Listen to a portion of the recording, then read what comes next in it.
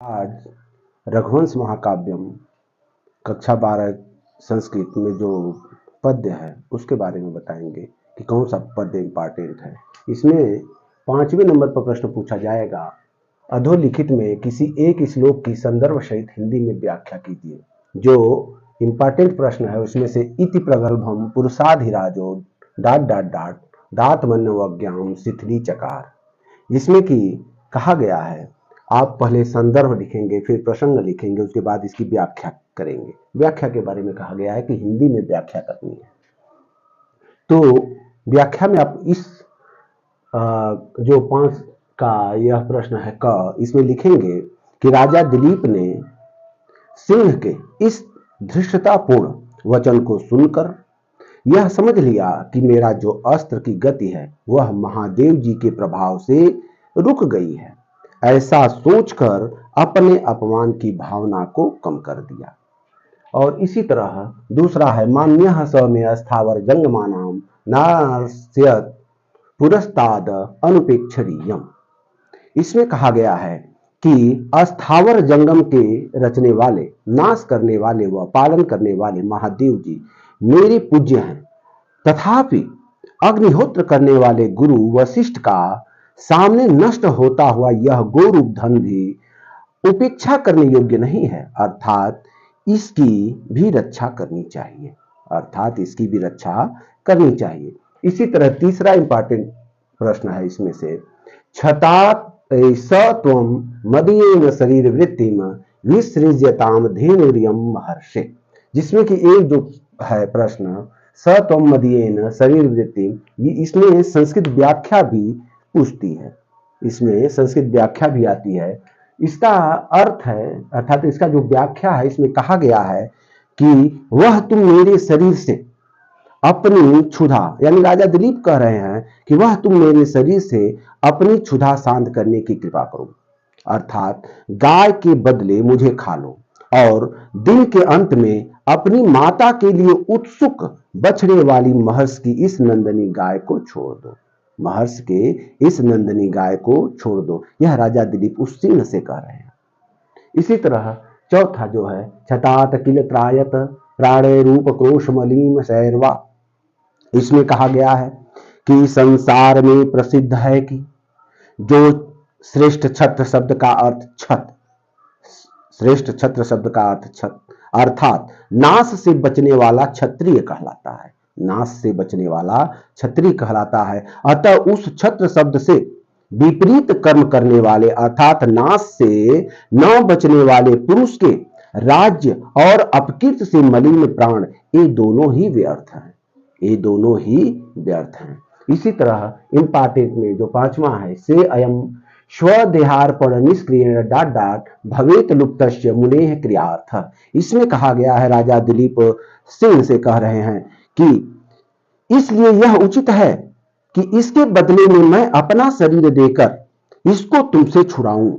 ऐसा करने से जो तुम्हारी पारणा है वह भंग नहीं होगी और महर्षि वशिष्ठ का होम आदि रूप जो प्रयोजन भी है वह नष्ट नहीं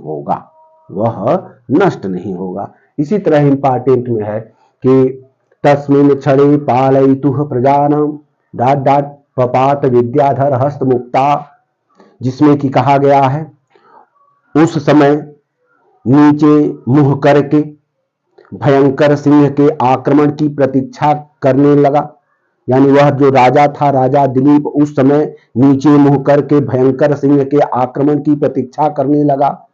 इतने क्या होता है, इतने में विद्याधरों द्वारा राजा के ऊपर फूलों की वर्षा की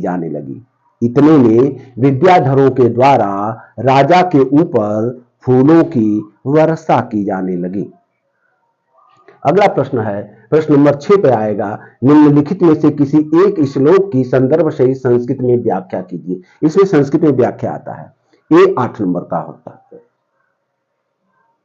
7 नंबर का होता है, जिसमें कहा गया है, पहला जो इंपॉर्टेंट प्रश्न है इसमें, प्रत्यब्रवीचय नामीषु प्रयोगे डाट डाट डाट व्रजम मुमुक्षान्निव वज्रपाणी है। दूसरा है, इति प्रगल्भम पुरुषाधिराजो डाट डाट दात मन्यवज्ञाम शिथिली चकार। तीसरा है स त्वं मदीयेन शरीर वृत्तिम विसृजताम धेनुरियम महर्षे। यह दोनों में इंपॉर्टेंट है, ये जो प्रश्न है ये दोनों में इंपॉर्टेंट है। कहने का मतलब इसका हिंदी व्याख्या भी आता है और संस्कृत व्याख्या भी आता है, यह दोनों में इंपॉर्टेंट है। अगला है एकात पत्रम जगत प्रभुत्वम डाट डाट विचार मूढ़ प्रतिभासी में तुम। फिर अगला है प्रदक्षिणीकृत हुतम हुताश डाट डाट सन मंगलोद ग्रतर प्रभाव।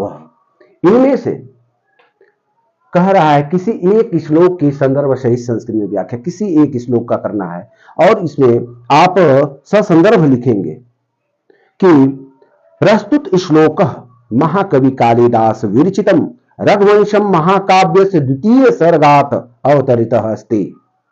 अस्मिन् श्लोके सिंहस्य क्षुधा शान्त्युपायं गौरक्षोपायं च कथयन् दिलीपः निवेदयति इति वर्णयति कवि कालिदासः।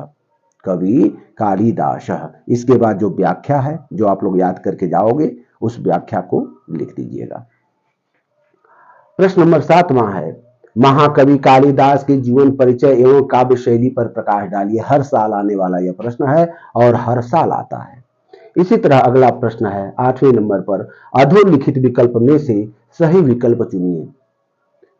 एक एक नंबर का आता है, जिसमें जैसे कह दिया नंदिनी का आसित। नंदिनी कौन थी? नंदिनी धेनु गाय थी।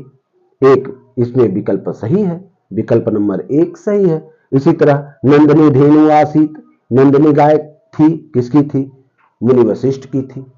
विकल्प नंबर 4 सही है, ये लिखना पड़ेगा, विकल्प नंबर 4 सही है। इसी तरह संपूर्ण प्रश्न यानी इनमें से जो इंपॉर्टेंट है यही प्रश्न दिया गया है, इनमें से जरूर कोई न कोई प्रश्न आपके परीक्षा में पूछा जा सकता है। इससे भी ज्यादा आप लोग पढ़ लीजिएगा, इसी पर निर्भर मत रहिएगा।